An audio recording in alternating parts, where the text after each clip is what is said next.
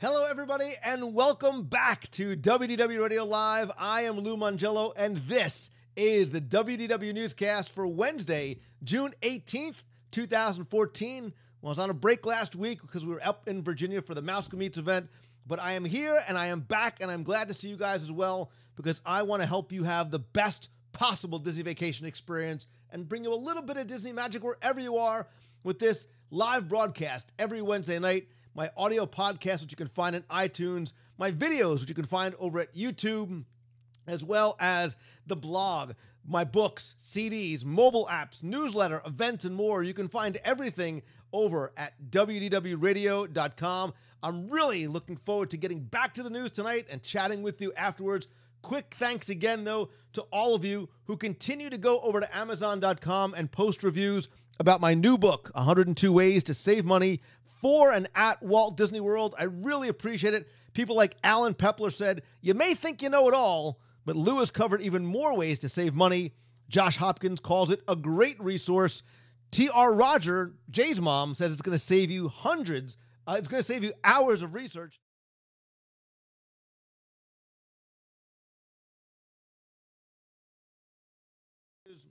And order the book in print on Amazon, on Kindle, iBooks, Kobo, Nook, or PDF that you can take anywhere by visiting Disney102.com. So let's get right into this week's Walt Disney World news, and let's talk about something that is starting to sort of gain some more popularity in the States, but certainly we don't have the fever that the rest of the world has over the World Cup. However, if you're in Walt Disney World, between now and July 13th, the World Cup is going on, and to celebrate this world-renowned soccer competition, there's a number of different Walt Disney World Resort locations that are offering a variety of experiences and viewing locations for guests. So you may have remembered if you went over to Epcot for Flower and Garden Festival, that topiary of Goofy is still there, where you can pose like he's sort of defending a goal by Goofy.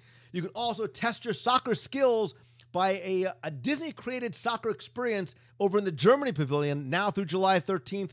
There's also select retail locations at Epcot and a brand new United World Soccer store, which this past weekend, by the way, was very, very crowded over in downtown Disney. They have specialty merchandise. Plus, there are tons of locations throughout the resort inviting you to watch the FIFA World Cup matches, including select resort lounges, pool bars, Epcot, Wide World of Sports, the Boardwalk, downtown Disney, lots of different places.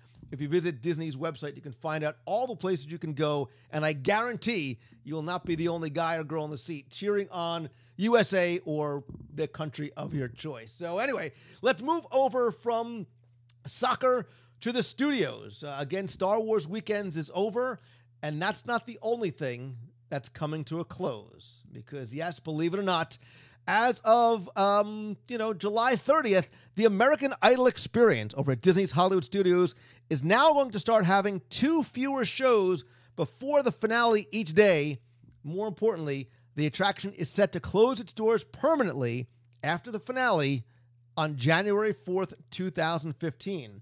So Walt Disney World and Fremantle Media and 19 Entertainment said that after 5 successful years, it is going to close in January 2015. They've actually given out more than 2,000 Dream tickets. And what I always liked about this attraction was not just the interactive experience. Certainly, it was new every time that you went, but they really gave guests a real chance to audition for the real American Idol. Actually, in this past season alone, 3 of the top 13 contestants were originally discovered through the American Idol experience. They hope to have that continuing on American Idol 14 in the coming year. Again, this opened back in 2009. I was just about to go participate on like January 7th. I'm just going to miss the cutoff date. I've never been able to get on stage, but it's great to sort of watch and cheer friends and family. My brother got engaged up on the stage of American Idol Theater, so it's pretty neat, and it only makes you wonder and speculate. I just was talking about Star Wars, what may be coming to that area as well. Let's just say that if Idol and Indiana Jones and and Backlot Express were to close down, and maybe a Mos Eisley Cantina restaurant were to open, nobody, including this guy, would be complaining. Just saying. Anyway, staying at the studios, for the first time ever, more than 50 Disney villains are going to take over the studios for Villains Unleashed on August 23rd, 2014. It is going to be a brand new one-night-only party that's going to run from 8 p.m. and run through 1 a.m. as a record number of Disney villains come out of the shadows in the dark and take over the theme park. You're going to see some of your favorite villains like Hook, Cruella de Vil, the Evil Queen, Darth Vader. Wait, what? Yeah, Darth Vader. Because now, not only are you going to find your famous Disney villains, you're going to find famous Star Wars villains too in the Star Wars Villain Zone, where the powers of the dark side take over. A lot of villains and bounty hunters and wretched hives of scum and villainy are going to come out and patrol the studios. You are also going to have a special fireworks show, food, merchandise, lots of different villain encounters, a special Phantasmic pre-show where the villains take over, the Villainy in the Sky fireworks, and if you've caught the Star Wars Weekends fireworks, you know how awesome they can be. Oogie Boogie's variety show is going to be over the Theater of the Stars, the Hades Hangout and Dance Party with Bernie Briquette and Brimstone, DJ Ignite, and I'm not making this up, DJ Ignite and the Underworld Dancers. There's also going to be X-Scream makeovers where you can get your face painted to look like a Disney villain, and also attractions like Tower of Terror, Star Wars, and other villainous type attractions will be open as well. Lots of different food and treats. A limited number of Disney tickets are going to be available. You can go and check out DisneyVillainsParty.com or 407-900-1933. My question for you who are in the box is, are you guys going? So last year they had that one-night villains party, which was, from what I understand, like the most crowded the studios has ever been. Cousin of Miami, I think you hit it on the head. The true villains are the new princesses, right? They are sort of like the hot new ticket at Disney. It is all about the villains. So I have a feeling this is going to be also a very popular event. I haven't bought my tickets yet, but I think I might have to go just to check it out, all in the name of research, because I need to know what the special mischievous treats and food items are going to be. Hey, if you're going to go, let me know. Tweet me at Lou Mongello or come by, comment on the Facebook page as well. So we're talking about things that I love, right? We're talking about like Star Wars and villains and the theme parks and food, and it only makes sense that I continue along that route because food trucks are pulling into downtown Disney starting on June 21st, when the Disney Parks blog announced the Trucks on the Town at downtown Disney West Side coming Saturday, June 21st. This is going to be the premier food truck event from 5 to 10 p.m. with, count them, 14 food trucks from various restaurants, from everything from appetizers, gator bites, tacos, empanadas, seafood, sliders, barbecues, desserts, cupcakes. There's also going to be live music by a DJ on the event lawn located near the House of Blues and Cirque du Soleil. So you're going to have food trucks like El Cactus Azul, Ellie Lou's Brews and Barbecue, Fantasy Fair from the Magic Kingdom, La Empanada, I'm getting online now, Magic for Your Palate, the Mayan Grill, the Medfresh Taverna, Namaste Cafe, I dig that, Philly's Best Cheesesteaks, Superstar Catering from Disney's Hollywood Studios, TJ's Seafood Shack, World Showcase of Flavors from Epcot, and the Yum Yum Cupcake Truck. Now, this is a one-day event, but as you know, the Parks blog also announced a permanent, I'm going to say this slowly because it excites me that much, a permanent food truck park coming to downtown Disney later this summer, located between Bongo's Cuban Cafe and the new Starbucks in downtown Disney West Side. We don't know a lot of details. Construction walls are up. We see some things going up. We see some concept art that actually has a second level, sort of almost like a viewing area of the food trucks. I'm super excited about this. We are seeing the progression of and the transformation of downtown Disney into Disney Springs, and I love what I see so far. I dig the new Starbucks. I like the feel of it there. Food trucks in downtown Disney, that's like a perfect marriage for me. So I think I need to be there on Saturday, June 21st. I'm there for you. I'm going to do research for you. All right. So speaking of moving, some people are moving on up, not to the east side, but to Town Square, because on Sunday, June 15th, a couple days ago, Princesses Aurora and Snow White relocated to their new meet and greet locations in the town square on Main Street, USA. Now, they originally received visitors over at Princess Fairytale Hall, along with Cinderella and Rapunzel. But Anna and Elsa, I think they're here to stay. I think they're somewhat popular if the 5-hour waits every single day are any indication. So Sleeping Beauty's Aurora now gets to meet her visitors over at the town square courtyard every afternoon through the early evening. Snow White fans can find her at Center Street on Main Street, USA. And again, Anna, Elsa, Cinderella, and Rapunzel can still be found over at Princess Fairytale Hall. So continuing on I feel a lot of love for the news this week. There is something else coming to Disney's Hollywood Studios starting on July 4th, and I am super excited about this because I am a total nerd, as if you haven't figured that out already, because the ABC Sound Studio is holding a special sneak preview of the upcoming Marvel movie Guardians of the Galaxy. Now, that's not scheduled to open until August 1st. Now, over in Disneyland, they're doing a limited time preview in 3D with in-theater effects, kind of like 4D, over at the Magic Eye Theater, where Captain EO currently sits. Don't worry, Captain EO and all his 80s goodness is going to come back at a later date. But here at Walt Disney World, the ABC Sound Studio at Disney's Hollywood Studios is going to present this preview in real 3D. So it's not going to be 4D, it's going to be 3D. Now, you're probably saying to yourself, time out, Lou. I thought, how are they doing this? I thought Disney couldn't have Marvel here in Walt Disney World. There's always a loophole, right? There's always a way. Because as long as the Guardians of the Galaxy and its characters don't include anything that currently exists at that other park, that some Universal park down the street, or any character in sort of the same Marvel character family as anybody that's over there, it's okay for Disney to use them at Walt Disney World. That's why these will be the first, and for right now, the only Marvel characters, the Marvel superheroes that you're going to find inside a Walt Disney World theme park. You'll find merchandise in downtown Disney.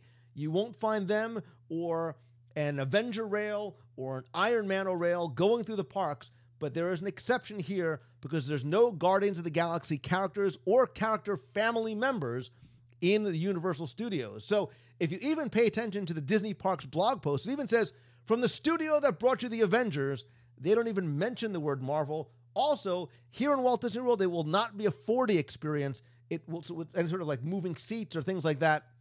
It will be a pure 3D experience. And if you're not familiar with these characters, first of all, you got to go to iTunes or YouTube. Check out the Guardians of the Galaxy trailer. Peter Quill is sort of this space adventurer. He is being sought after by a bounty hunter after stealing an orb coveted by that villain. But he gets his ragtag group of friends to start really basically guarding the galaxy and saving the universe. This is going to be released in U.S. theaters on August 1st, 2014. Listen, if you're a superhero fan, especially if you're a Marvel guy like me, it's been a pretty good summer. Amazing Spider-Man 2, okay, not the best Spider-Man yet, but you've also had X-Men, Guardians of the Galaxy. You've got Captain America, Winter Soldier. It's a great time to be a Disney fan. It's an even better time to be a Marvel superhero fan. I think Guardians of the Galaxy is going to do very, very well. I will definitely go and check out the preview when it comes to Disney's Hollywood Studios starting July 4th. So I'm curious about your point of view. First of all, what do you think about Guardians of the Galaxy? Do you think if Guardians of the Galaxy does well, this may be our way to see a Marvel attraction, if at all possible, inside a Walt Disney World theme park? Very much looking forward to seeing how the film does, what the preview is like, and what this might mean.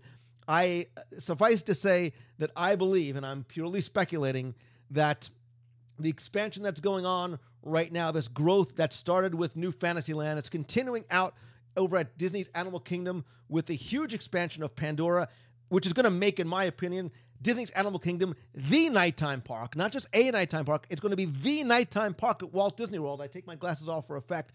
It's going to be so beautiful. It's going to be the place to go at night. But I think that there is more expansion coming to Disney's Hollywood Studios. We might see Marvel. Hopefully we see more Star Wars. I think we're starting to see indications of that now.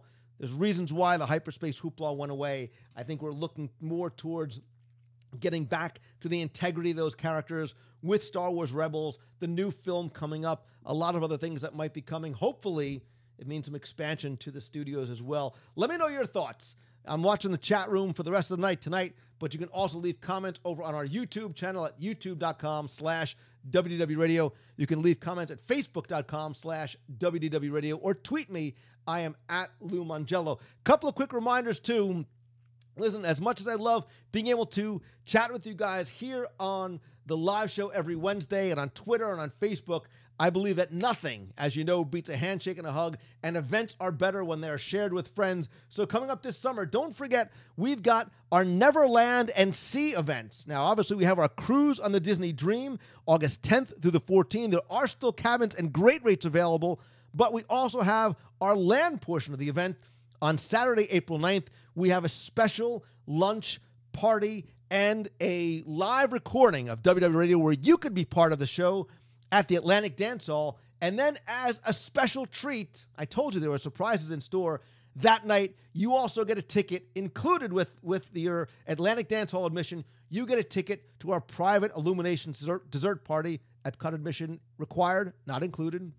So spend the afternoon with the lunch and the games and contests and things like that. Then come out after dinner and join us for Illuminations. And hopefully you can come and stay on the cruise portion on the Disney Dream. Again, you can find out more by visiting www.radio.com/Neverland14 or the events page at www.radio.com. Because if you can't cruise with us this year, please come by, cruise with us next year, because we're going to the opposite side of the world, man. We are going to Alaska. I am super excited for 7 days on the Disney Wonder, June 1st through the 8th. If you visit the events page, you can find out more and get a free, no-obligation quote from our friends over at mousefantravel.com. That is going to do it for this week's show. Please be sure and join us every Wednesday at 7:30 p.m. Eastern and visit www.radio.com for the podcast, the videos, the newsletter, the apps, and everything else we have going on there, including new daily blog posts from a great team of writers each and every day. Please come by, subscribe to the newsletter too. Lots of special things coming in the next few weeks there. Also, you can visit LouMongello.com to find out about some of the other things that I'm doing, other places that I'm speaking around not just the Orlando area, but around the country. So that is going to do it for this week's show. Thanks so very much for taking the time to tuning in this and every week. Again, be sure and comment over on YouTube, on Facebook, or on Twitter. I'm Lou Mongello. Thanks so much for watching. Have a great week, everybody. See ya.